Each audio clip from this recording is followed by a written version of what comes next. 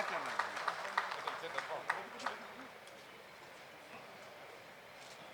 के पुलिस महानिदेशक संजीव कुमार सिंघल जी, बिहार सरकार के गृह विभाग के अपर मुख्य सचिव जनाब अमीर सुबहानी साहब, मुख्यमंत्री के प्रधान सचिव श्री चंचल कुमार जी, बीएमपी के महानिदेशक श्री राजविंदर सिंह भट्टी जी, प्रशिक्षण एवं अध्यक्ष और प्रबंध निदेशक बिहार पुलिस भवन निर्माण निगम लिमिटेड के महानिदेशक श्री आलोक राज जी,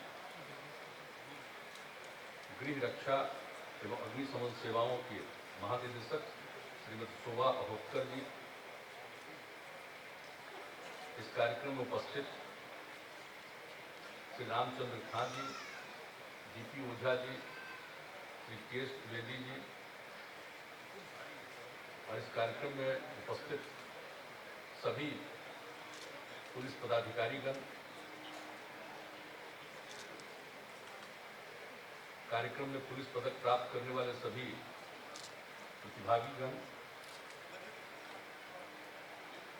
कार्यक्रम में उपस्थित विशिष्ट अतिथिगण, प्रिंट और इलेक्ट्रॉनिक मीडिया के पत्रकार मित्रों, छायाकार बंधुओं और इस कार्यक्रम में उपस्थित बहनों एवं भाइयों, मैं सबसे पहले बिहार पुलिस सप्ताह के इस अवसर पर सारे पुलिस अधिकारियों को, पुलिस कर्मियों को मैं हृदय से बधाई देता हूं। और अभी जो इस कार्यक्रम का संचालन कर रहे थे, उन्होंने भी इस बात की जानकारी दी कि बिहार पुलिस सप्ताह पहली बार 1958 में आयोजित किया गया, इस बार एक बार 1981 में आयोजित किया गया, और उसके बाद 2007 से नियमित तौर पर ये पुलिस सप्ताह मनाया जा रहा है। 14 वर्षों में हर साल यही 22 से 27 फरवरी के बीच में बिहार पुलिस सप्ताह का कार्यक्रम आयोजित किया जाता है। अब मुझे भी पहले भी कुछ कार्यक्रम में आने का अवसर मिला है, और शायद पिछली बार हम 3 साल पहले 18 में आए थे, और उस अवसर पर भी आप सब लोगों को बधाई देने का अवसर मिला। आज फिर आपके बीच में आने का मौका मिला है। ये एक बहुत अच्छा काम है। आप इस अवसर पर इस पुलिस सप्ताह में अनेक प्रकार का काम कर रहे हैं, लोगों को ट्रेनिंग दे रहे हैं, लोगों को बहुत सारी चीज़ों की जानकारी दे रहे हैं। और अभी जो हमारे डीजीपी साहब बता रहे थे कि कई प्रकार से लोगों को यहाँ प्रशिक्षित किया, कई विशेषज्ञों को बाहर से बुलाते हैं, दूसरे जगह के वरिष्ठ अधिकारियों को भी बुलाते हैं, जिनको विशेष किसी खास बात का अनुभव होता है, तो वैसे लोगों से भी अपने यहाँ सब लोगों को जानकारी दिलाते हैं। वेबकास्टिंग के माध्यम से भी लगभग 10,000 पुलिस पदाधिकारियों और कर्मियों का इन शैक्षणिक सत्रों के माध्यम से ज्ञानवर्धन किया गया, तो ये बड़ी खुशी की बात है। और पुलिस का जो दायित्व है, बहुत बड़ी भूमिका है। संविधान में उनके लिए प्रावधान किया गया, लोगों की रक्षा करना और पूरे माहौल को बेहतर बनाने की कोशिश करना, अपराध को नियंत्रित करना, समाज का माहौल बेहतर बनाना, इस काम में पुलिस बल की बहुत बड़ी भूमिका है। लोगों की सुरक्षा करना, अनेक प्रकार के काम, कोई अपराध घटित होता है तो उस पर मुकदमा केस लगता है, उसकी जांच करते हैं, और उसके बाद जो उनकी कार्रवाई है उसको पूरी कार्रवाई करते हैं, और उन सब लोगों को कोर्ट के माध्यम से जो कुछ भी निर्णय होना होता है, सजा मिलती है, जो भी एक परिस्थिति होती है। तो पुलिस बल की बहुत बड़ी भूमिका है और लोगों को इस बात का बहुत भरोसा है। और यहाँ तो आप सब लोगों को मालूम है कि पहले पुलिस की संख्या कम थी। हम लोगों को जब काम करने का मौका मिला तो हम लोगों ने इसके बारे में तय किया और पुलिस की संख्या बढ़ाई। सिर्फ रिटायरमेंट के बाद जो स्थान खाली होता है उसको भरने के लिए नहीं, बल्कि पूरे तौर पर यह देखा गया कि बिहार में कितने पुलिस बल की आवश्यकता है उसको ध्यान में रख करके ये काम किया जा रहा है। और इसके लिए पुलिस कर्मियों के लिए, पुलिस अधिकारियों के लिए भी अलग अलग कमीशन बना दिया गया। उनके माध्यम से सिलेक्शन का काम सब चलता रहता है और ये बहुत अच्छी बात है। और जो कुछ भी 50,000 से अधिक नियुक्तियां की गई पिछले 15 वर्षों में, और जहां तक मुझे जानकारी दी गई है कि 10,000 से अधिक पदों पर नियुक्तियां प्रक्रियाधीन। और अभी जो इस चुनाव के बाद भी जो हमने समीक्षा बैठक की है उसमें तो हमने यह भी सुझाव दिया है कि और ज़्यादा पुलिस कर्मियों की आवश्यकता है, पुलिस अधिकारियों की आवश्यकता है। बहुत सारी जिम्मेवारी उनको दी जा रही है। ऐसी परिस्थिति में उनके लिए और भी जो पद की जरूरत है उसको, इसके लिए प्रस्ताव दीजिए और इसको स्वीकार किया जाएगा ताकि ज़्यादा और पुलिस कर्मियों की बहाली हो, पुलिस अधिकारियों की बहाली हो। तो इस सब काम के लिए हम लोग लगे हुए हैं, पूरी कोशिश हम लोग कर रहे हैं। और आप जानते हैं हम लोगों ने पुलिस के लिए कितना काम किया गया है। आप सबको मालूम है, पहली बार महिला बटालियन का गठन किया गया और बिहार में जब अनुसूचित जनजाति की आबादी 1% के ही आसपास है और अनुसूचित जनजाति की महिलाओं के लिए स्वाभिमान बटालियन का भी गठन किया गया। और आप जानते हैं कि हर जिले में महिला थानों की स्थापना की गई। तो हर प्रकार से हम लोगों की कोशिश है कि पूरे तौर पर सारा का सारा काम हो जाए। और आपको मालूम है कि हम लोगों ने पुलिस बल में महिलाओं की नियुक्ति के लिए उनको रिजर्वेशन दिया 35%। अब आप जान लीजिए, शायद ही कहीं देश में कोई ऐसा राज्य हो जिसमें 23% तो अभी हो गया और मुझको पूरा भरोसा है कि अगले 4-5 वर्षों में ये 30% से अधिक और 35% की जगह प्राप्त कर लेगी।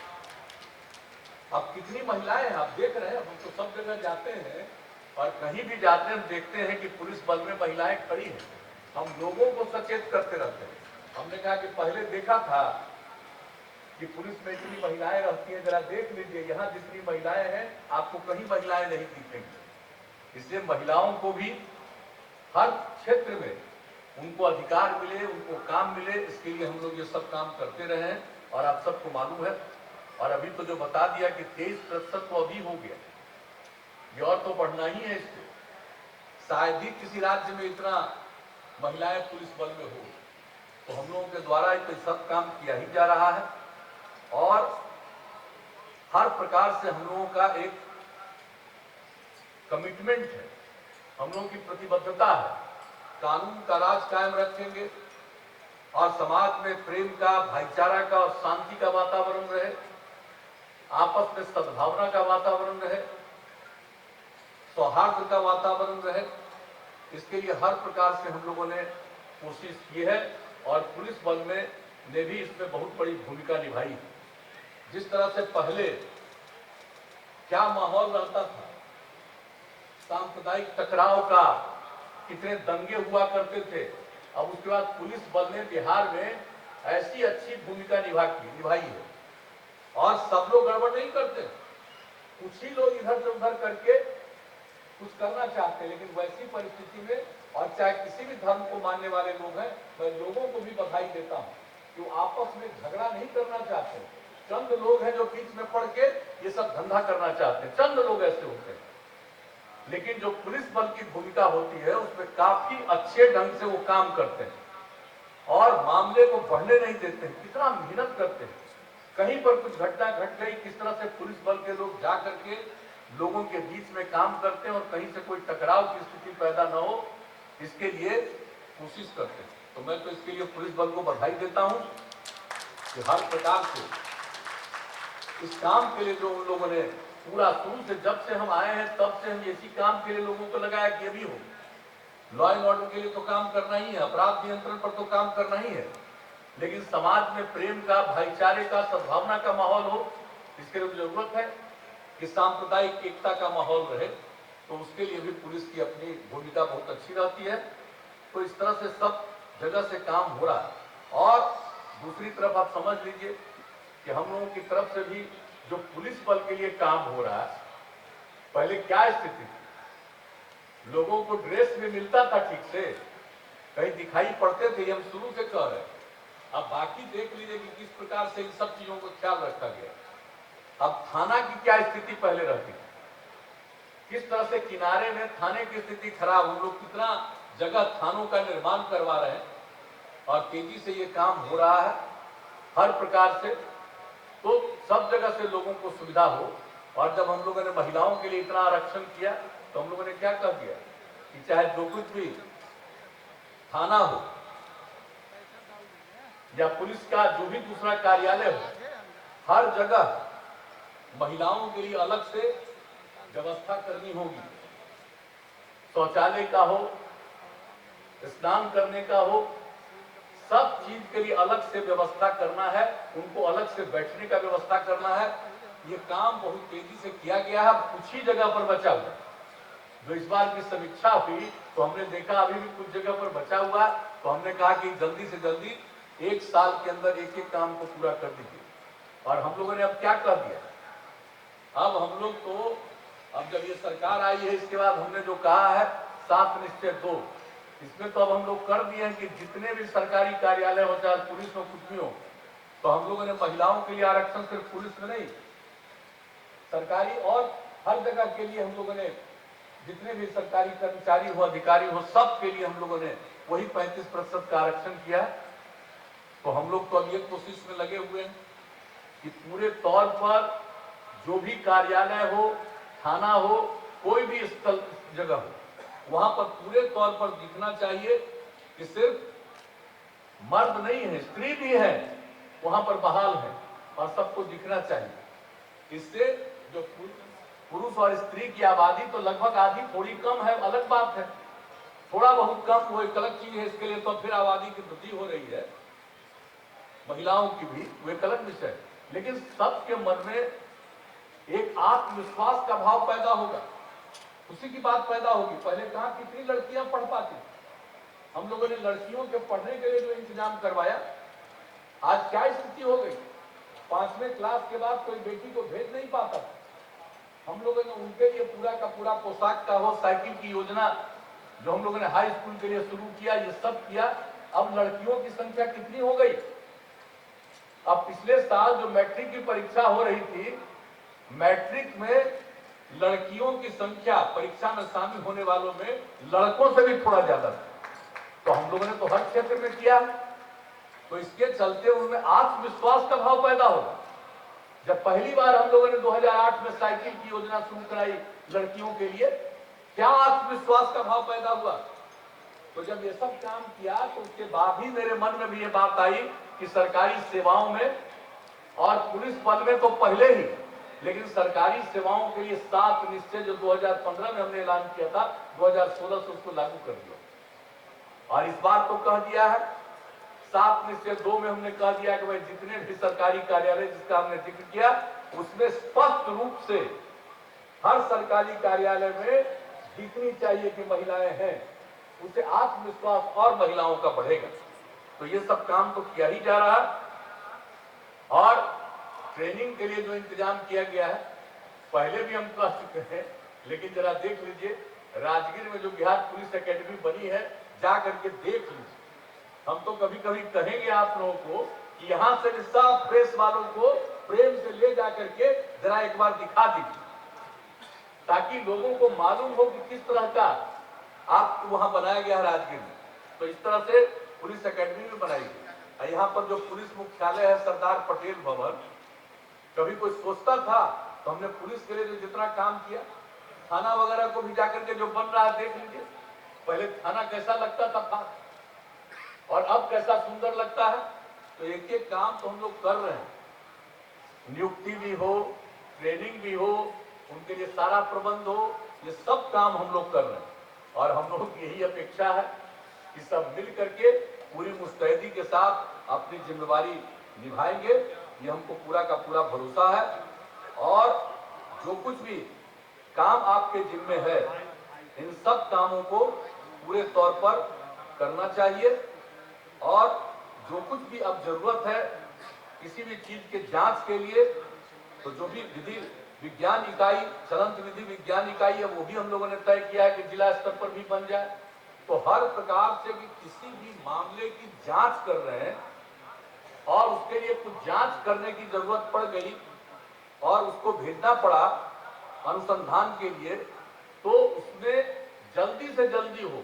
पहले क्या होता था, इतना समय लग जाता था, कभी साल भर 2 साल भर अपना समय लग रहा, आगे होता नहीं था। ये हम लोग कभी नहीं चाहते।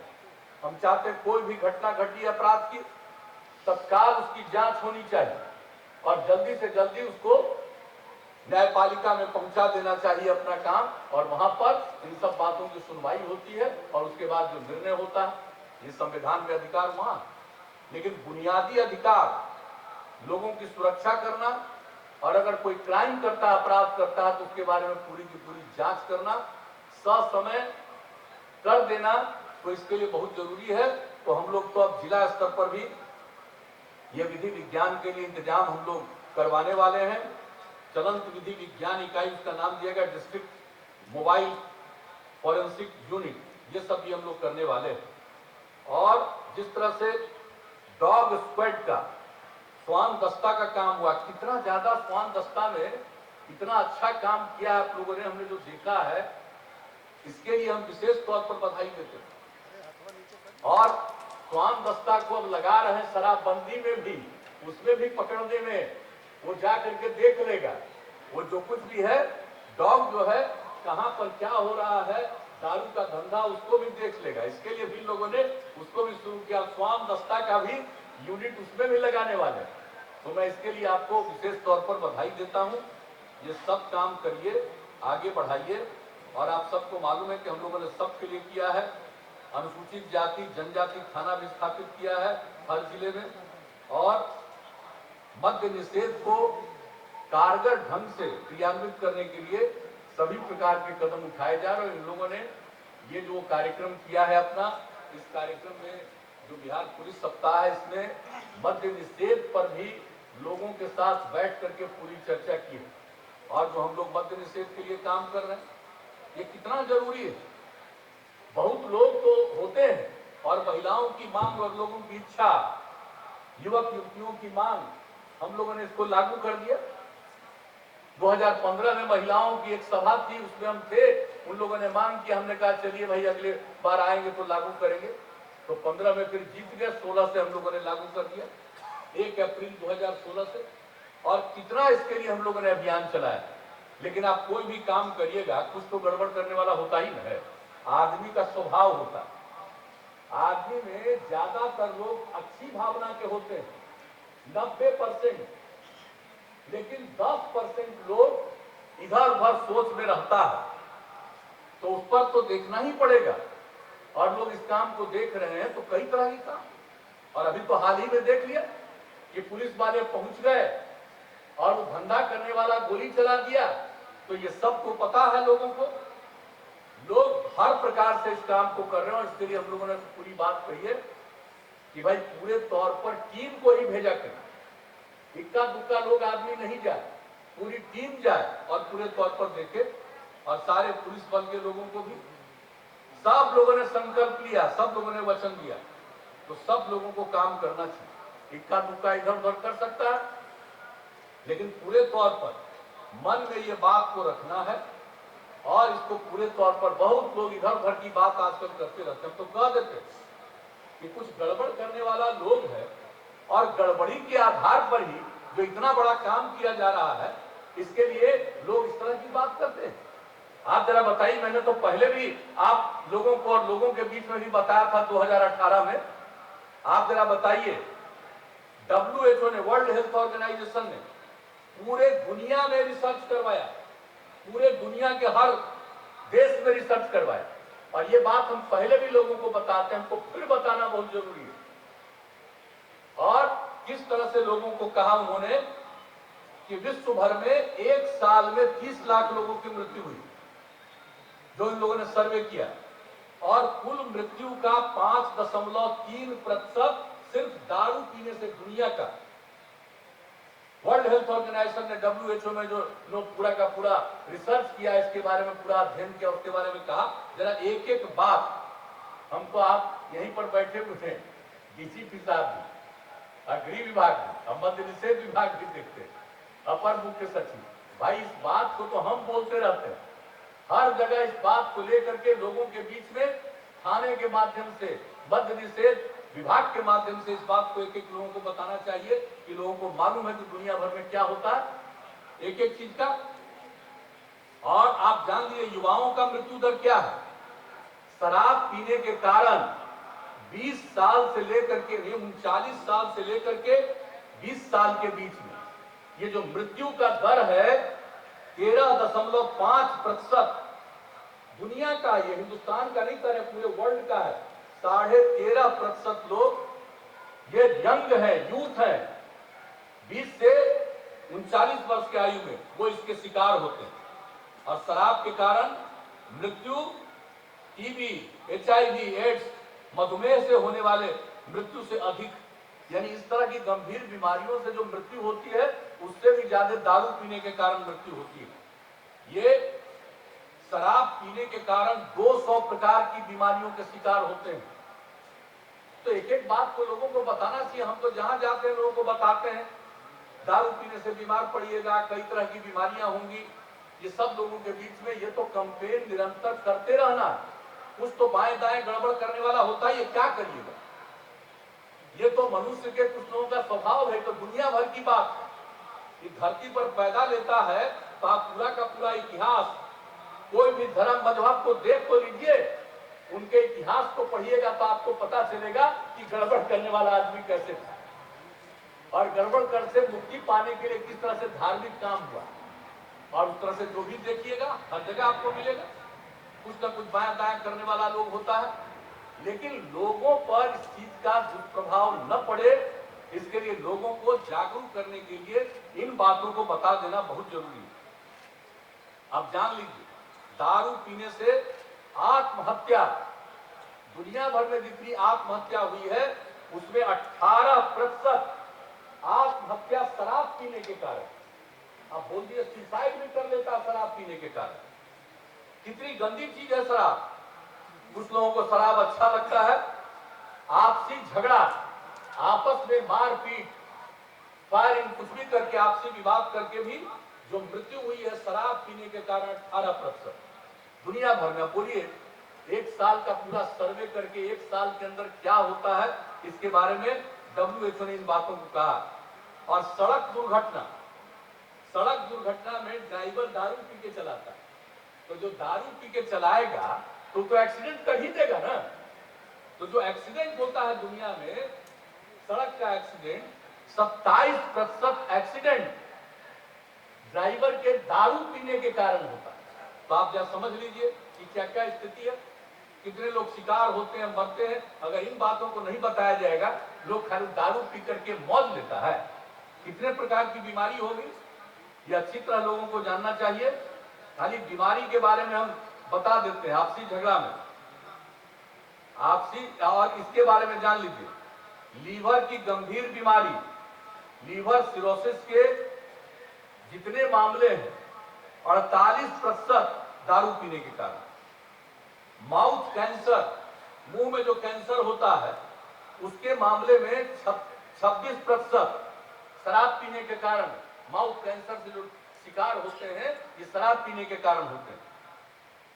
पैंक्रियाज की गंभीर बीमारी, पैंक्रियाज के सूजन, उसका 26%, टीबी उसका 20%। इस तरह से कितने चीजों को देखिएगा, सब तरह की गंभीर बीमारियों के शिकार शराब पीने के कारण होते हैं। लोगों को कहना चाहिए मत पियो। और कुछ लोग जो दारू का धंधा करने वाला आदमी है, बाएं दाएं इधर से उधर से गोपनीय ढंग से करता है, कहीं किसी के माध्यम से किसी के यहाँ भेज दिया। हमने तो कहा जरा एकदम बिल्कुल नजर रखिए, कोई जरूरत नहीं है, प्राइवेटली लोगों को लगा दीजिए, देख लीजिए कि कहां पर दारू ला करके रख रहा है और कहां पर से दारू कहीं के बाद भेज रहा है, और उस पर त्वरित कार्रवाई करनी चाहिए।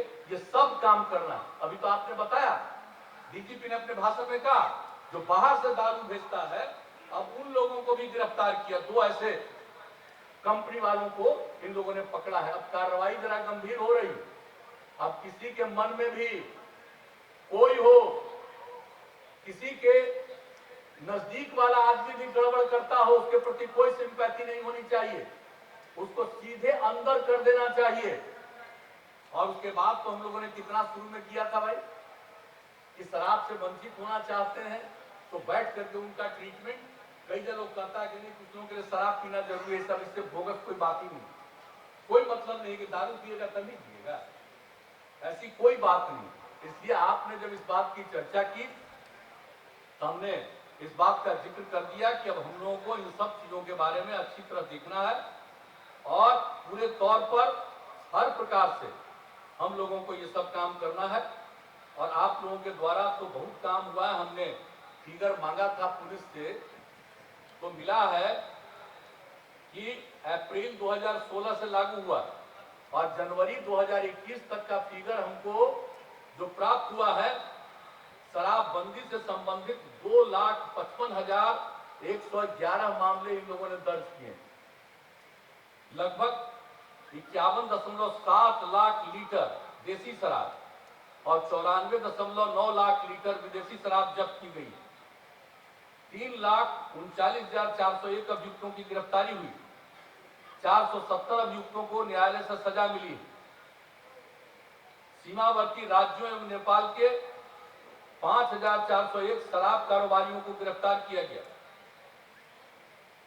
महत्वपूर्ण कांडों में अनुसंधान के क्रम में राज्य के बाहर से संलिप्त धंधेबाजों एवं शराब माफियाओं के विरुद्ध कार्रवाई की गई, जिसमें मध्य निषेध इकाई द्वारा असम, हरियाणा एवं पंजाब जाकर बड़े कारोबारियों की गिरफ्तारियां शामिल। हमारे पुलिस वालों ने उसकी कुछ चर्चा की है। तो ये सब जो दिखे हैं, और शराब से जुड़े मामलों में 37,484 गाड़ियां जब्त की गई और 3,482 गाड़ियां नीलाम की गई। हम तो कहेंगे जब्त किए हैं उसको कितना दिन रखते, जल्दी से जल्दी करिए अपना। ये सब एक एक काम पर कर देना चाहिए। जो भी होना है वो मिलता है, उसको नष्ट भी करना चाहिए। तो इस तरह से एक एक चीज को देख करके इस काम को करिएगा। और ऐसा नहीं है, अगर कोई शराबबंदी के मुहिम में पुलिस हो या उत्पाद विभाग के कर्मी हो, उनके द्वारा शिथिलता बरती गई तो आप समझ लिए 619 कर्मियों एवं पदाधिकारियों पर विभागीय कार्रवाई, 348 पर प्राथमिकी दर्ज, 146 लोगों को 86 लोगों को 186 लोगों को बर्खास्त तथा 60 पुलिस पदाधिकारियों को थानाध्यक्ष के पद से वंचित किया गया। ये सब काम किया जा रहा है। और इस बार की जो मीटिंग हुई है, समीक्षा बैठक, उसमें एक एक तरह की चर्चा हुई है। हम लोग छोड़ने वाले नहीं हैं। यह मेरा कोई व्यक्तिगत स्वार्थ नहीं है, ये लोगों के हित में है कि शराबबंदी लागू होना चाहिए। बापू जिन्होंने देश को आजाद करवाया, वो अपने समय में ही कितनी बार लोगों को कहते थे। और कभी कभी तो आजकल हम देखते हैं, मुझको तो बड़ा आश्चर्य होता है कि लोगों को इन सब चीजों के बारे में भी कोई अगर ध्यान नहीं है तो कमाल की चीज। तो इन सब चीजों पर करना चाहिए। और हम तो यही कहेंगे कि हम लोगों ने तो सब जगह लिखवा दिया। और एक एक चीज बापू का और भी, जो 7 सामाजिक पाप है, 7 सामाजिक पाप बापू ने कहा, इसको भी ठीक ढंग से प्रचारित सरकारी कार्यालय में सब जगह तो हम लोग लिखवा रहे हैं, स्कूल में, सब जगह।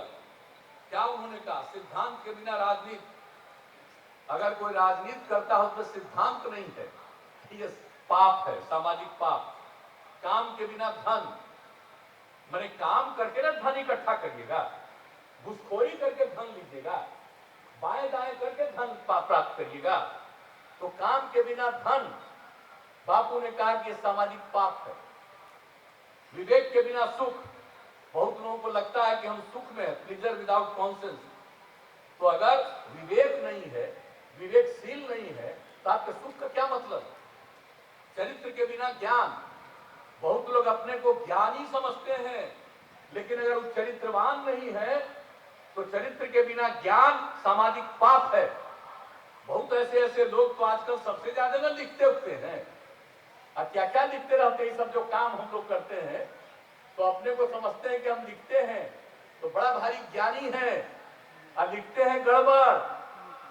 आप बताइए, ये कोई स्वार्थ है शराबबंदी? ये लोगों के हित में है, लोगों की रक्षा करना। तो ये सब काम करते हैं, उस पर भी कुछ से कुछ लिखना। तो आप समझ लीजिए बापू ने क्या कहा। याद करिए, हम आप तो जाने वाले हैं, सब कोई आया है तो सब जाएगा। बापू भले ही नहीं है, लेकिन बापू का विचार, राष्ट्रपिता महात्मा गांधी का विचार, जब तक ये धरती है, जब तक ये देश है, तब तक वो जीवित रहेगा, उसको कोई नहीं वंचित कर सकता। इसलिए इन बातों को समझ लीजिए कि जो बापू ने कहा, चरित्र के बिना ज्ञान, नैतिकता के बिना व्यापार। अगर व्यापार करते हो, अब बाएं धाएं का धंधा उसमें करते हो, नैतिकता नहीं है, तो भी सामाजिक पाप है। व्यापार करते हो तो ठीक से व्यापार करो, कोई उसमें मिलावट इधर उधर बाएं दाएं नहीं रहना चाहिए, लोगों को धोखा नहीं देना चाहिए। तो नैतिकता के बिना व्यापार, मानवता के बिना विज्ञान। अगर विज्ञान की बात कर रहे हो और उसमें मानवता का नहीं है एहसास, तो वो भी सामाजिक पाप है। और त्याग के बिना पूजा, पूजा करते हैं तो त्याग का भाव मन में है तभी ना। अब बिना त्याग के भाव को गड़बड़ करने वाला भी पूजा करता है, इधर उधर करेगा तो भी जाएगा कि भगवान से प्रार्थना करके हमको बचा दीजिए। अरे तो त्याग के बिना पूजा का कोई मतलब है? ये बापू ने कहा है, राष्ट्रपिता ने कहा। इसलिए इन सब बातों पर पूरे तौर पर ध्यान दीजिए।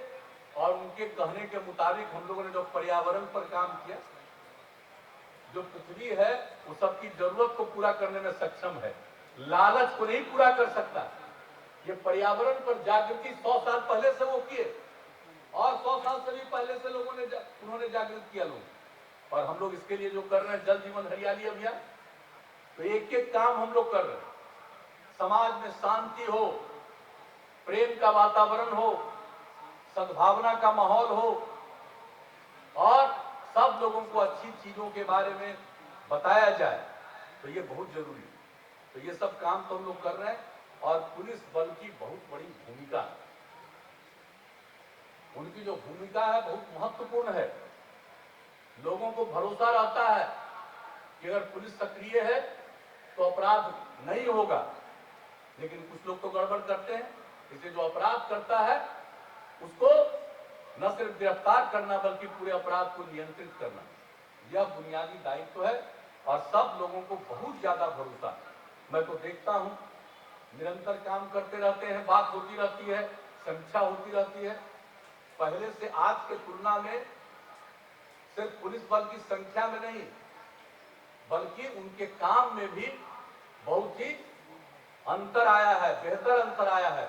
मैं इसके लिए बधाई देता हूं। और जो कुछ भी है, इसी काम को आगे जारी रखिए, ताकि समाज के सब लोगों को और भी ज्यादा पुलिस बल पर भरोसा रहे। तो ये काम होगा, समाज की स्थिति और बेहतर होगी। तो आज जो आप पूरा का पूरा कुछ दिनों तक सप्ताह का आयोजन करते हैं, बिहार पुलिस सप्ताह का, ये बहुत अच्छा है। और इस बीच में लोगों को ट्रेनिंग भी देते हैं, ये बहुत अच्छी बात है। और मिलजुल करके निरंतर काम करना चाहिए, और हर जगह के मसले को वरीय अधिकारियों को भी देखना चाहिए। अब एसपी को भी ऐसे ही नहीं बैठना चाहिए, एसपी को भी निरंतर जिले में निश्चित रूप से सप्ताह में 3 दिन 4 दिन, मैं तो यही कहूंगा डीजीपी साहब को, पहले भी कहते रहते, सब लोगों को बताइए कि खाली बैठे नहीं रहें। अगर वो घूमते रहेंगे और देखते रहेंगे तो बहुत बड़ा असर पड़ेगा। तो ये सब चीजों पर भी ध्यान दीजिए, यही हमारा आप सब लोगों से आग्रह है। लेकिन जो भी काम में बेहतरी आई है, इसके लिए मैं आपकी तारीफ करता हूं, आपकी प्रशंसा करता हूं।